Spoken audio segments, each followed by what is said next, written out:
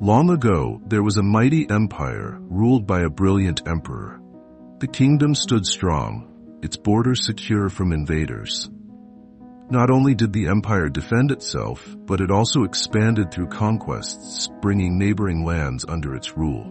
Much of this success was attributed to a remarkable general, a warrior of unparalleled bravery, strategic genius, and unwavering resolve. This general had fought countless battles, braving perilous campaigns and securing glorious victories that expanded the empire's reach. After years of waging war against ruthless invaders, he returned home in triumph.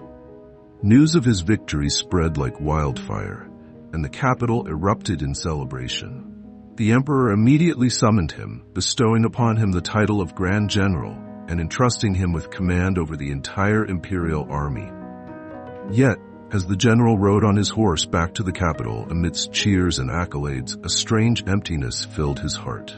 He asked himself, "What is the true purpose of my life?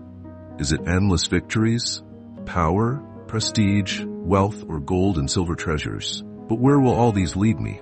In the end, I cannot escape the cycle of birth, aging, sickness, and death."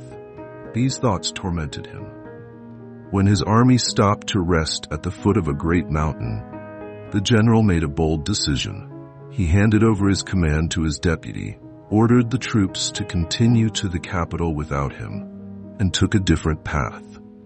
A path he did not yet fully understand but felt compelled to follow. Legends spoke of an enlightened master who lived atop the mountain. Without hesitation, the general set off alone, trekking through dense forests, crossing rivers, and scaling steep cliffs. After days of hardship, he finally reached the legendary master's secluded dwelling. Kneeling before the sage, he humbly pleaded, "Master, for years I have wielded my sword, fighting and conquering. But now I see that while my blade can defeat enemies on the battlefield, it cannot conquer my own heart. Please accept me as your disciple and show me the path to liberation." The sage remained silent for a moment, his gaze resting upon the sword still strapped to the general's side. He then spoke, "You still carry the desire to fight. A man who clings to the desire for victory cannot truly walk the path of enlightenment." Hearing these words, the general had a sudden realization. Without hesitation, he unsheathed his treasured sword, a blade that had accompanied him through countless battles, and cast it into the deep abyss below. As the glinting steel disappeared into the void, it carried away his pride, ambition, and thirst for conquest. From that day forward, the general remained on the mountain, devoting himself to the pursuit of wisdom. Over the years, the emperor sent envoys to persuade him to return, offering titles and worthy rewards. But the former warrior refused each time, simply saying, "What I seek is no longer in the capital. It lies within my own soul." Years passed, and the once great general became a dedicated disciple, immersing himself in the teachings of his master. His diligence and unwavering commitment deeply pleased the sage. One day, the master gathered all his students and led them to the highest peak of the mountain. As they stood together at the summit, he calmly declared, "Now I shall leap into the abyss. Follow me if you wish." After declaring, the sage didn't hesitate to step off the cliff and plunged into the endless chasm below. The disciples stood frozen in shock and fear. They trembled, looking at each other in fear. No one dared to move. But just as doubt gripped their hearts, the former general suddenly surged forward and leaped after his master without a second thought. The students, horrified, rushed to the edge of the cliff, fearing for the worst. What they saw defied belief. Instead of a tragic fall, the master and his disciples stood atop a radiant, multicolored cloud, gently rising.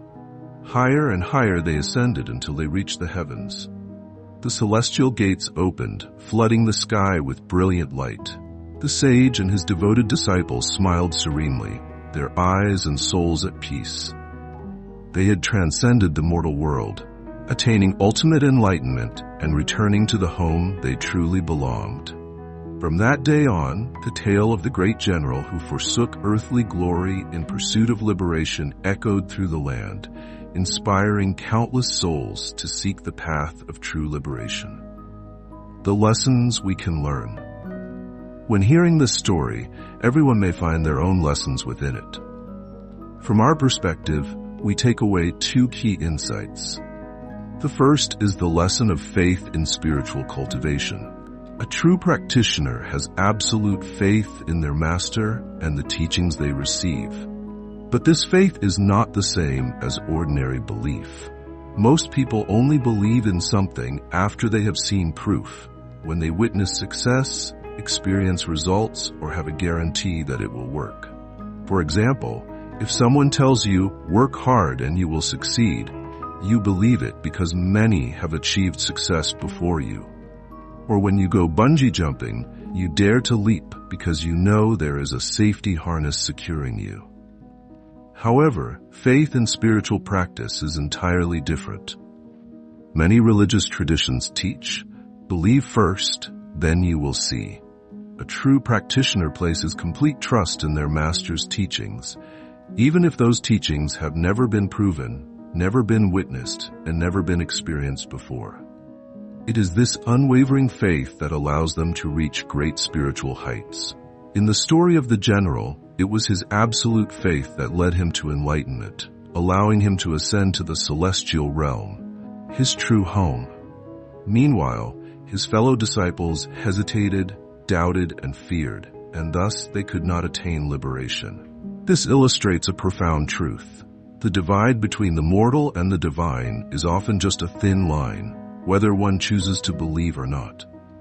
However, such unshakable faith does not come easily. The general had to endure years of rigorous cultivation, deeply understanding his master's teachings and fully immersing himself in the spiritual path. Only those who are truly dedicated to their practice can reach that state of complete faith and ultimate enlightenment.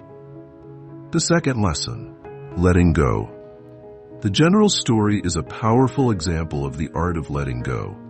He willingly gave up his prestigious position as the supreme commander of the imperial army. He walked away from the wealth and honors bestowed upon him by the emperor. He even discarded his sword, the very item that had brought him countless victories. But the greatest act of letting go was his release from the fear of life and death. What is humanity's greatest fear? Death. Yet, the general reached a state where death no longer held power over him. He leaped into the abyss alongside his master with no hesitation. This was the ultimate liberation, one that only a true practitioner could achieve. People in the world may choose death out of suffering, whether from illness, despair, or wounded pride. But a spiritual seeker does not relinquish life for those reasons. They let go because they have understood the true nature of existence. Why was the general able to face death so calmly? Because he had attained profound wisdom.